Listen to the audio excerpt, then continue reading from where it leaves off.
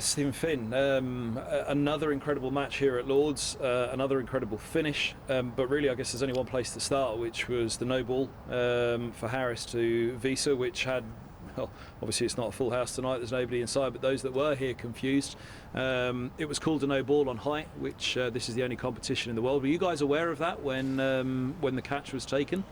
Well, we thought it hadn't been called initially. The call came late, so we were celebrating and then turned around and they'd called it late. So, yeah, I mean, disappointing that that those are the rules. That this is the only competition in the world that plays with those rules and nowhere else does. Doesn't track international cricket. Doesn't track any other competition. So slightly strange, but we know they're the rules. It was just a late call. That's why the confusion came, and then clarifying with the umpires that it wasn't a free hit for a no ball because it bounced as opposed to not bouncing. So yeah, a few things to clarify there, but yeah, after the initial disappointment of not taking the wicket, which obviously in the context of the game at that stage would have been a huge wicket for us to be able to try and squeeze for those last 9 balls or so, and to try and get the win. It wasn't our day in that regard, but yeah, disappointing. Because obviously it was a confusion all round. Beer took a run, but it was a dead ball as soon as it was the no ball, and obviously the ball had been thrown away by Middlesex anyway in celebration. But you guys were aware beforehand that obviously in this competition, because obviously these are the things that in the heat of the moment can slip by, but you were aware of it, that in this competition obviously it's a no ball, not a wide. Yeah, we're very aware of that being the case. It has been for a year or two, I think, definitely in the English competitions. So yeah, aware of it, disappointed. I think it was probably above head height, so no qualms with the decision, I don't think, just the fact that those are the rules. But we can look at that. We can also look at other areas of performance where we weren't quite up to scratch, where we could get better and look to improve to get the win next time. One of the areas, I guess, that final couple of overs, because at the interval it felt 8 runs off the last 2 overs.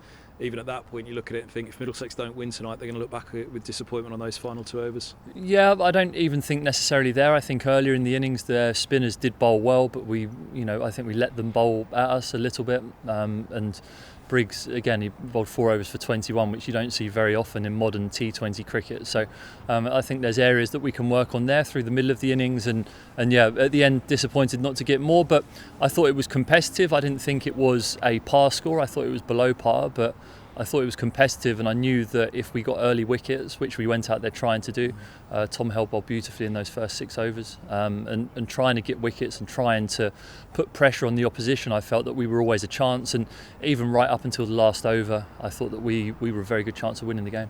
A word for Tom Helm, obviously with that tie on Saturday, a lot of plaudits for him then. At the start tonight, the first 3 overs were incredible. But just a bit too much for him obviously at the end tonight, but his performance with the ball these last couple of matches has been superb. Yeah, and that shows why he's on England's radar. I think with their white ball cricket, with the skills that he has to be able to bowl at the beginning and the end of an innings is a great thing for him to be able to do, and something that he's comfortable doing. So yeah, glad to see him performing and stepping up to the plate as one of our senior T20 bowlers now here at the club with a lot of experience. So yeah, looking forward to seeing more of him over the next 7 games, and hopefully he can keep pushing for that England spot. How much do you think that no ball affected you in that final couple of overs? I think it was 22 to win going into the final 2 overs. Did it throw everybody a bit? Because obviously then there was the confusion of the umpires coming together to talk for a while. We were obviously on mic trying to work out what was happening. How much did it throw everybody out in the middle? No, I don't think it threw us. I think we were disappointed naturally not to get the wicket, because it was a massive wicket. Visa at that stage, to get them 8 down, to have their lower order in facing Tom Helm and James Harris for the last 9 or 10 balls, I think would be a massive positive for us going into those. So yeah, disappointed that it happened, yeah, but at no stage did it distract us from what we were trying to do. And those things you'll move on from quickly, I'm sure, because performance levels in terms of Essex, Max Holden's century in that one unfortunately rained off, so Middlesex didn't have the chance to defend it.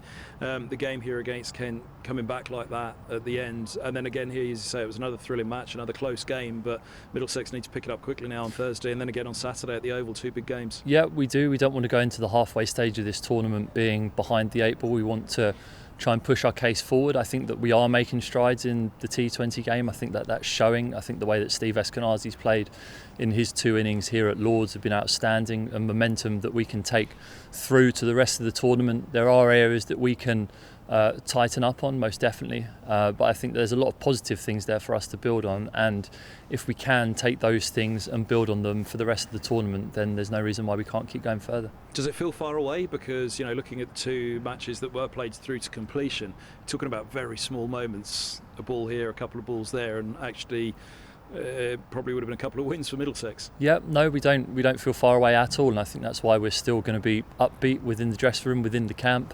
T20 cricket is difficult. It is very small margins at times. 1 or 2 balls can swing a game, so you have to concentrate for the full 240 balls of a game. So, we don't feel far away. We're very disappointed that we've lost this game tonight, and that we tied the other night, because I feel that in both games we've been in positions where we could have pushed home our advantage to win the game. We haven't. We have to learn from that and move forward.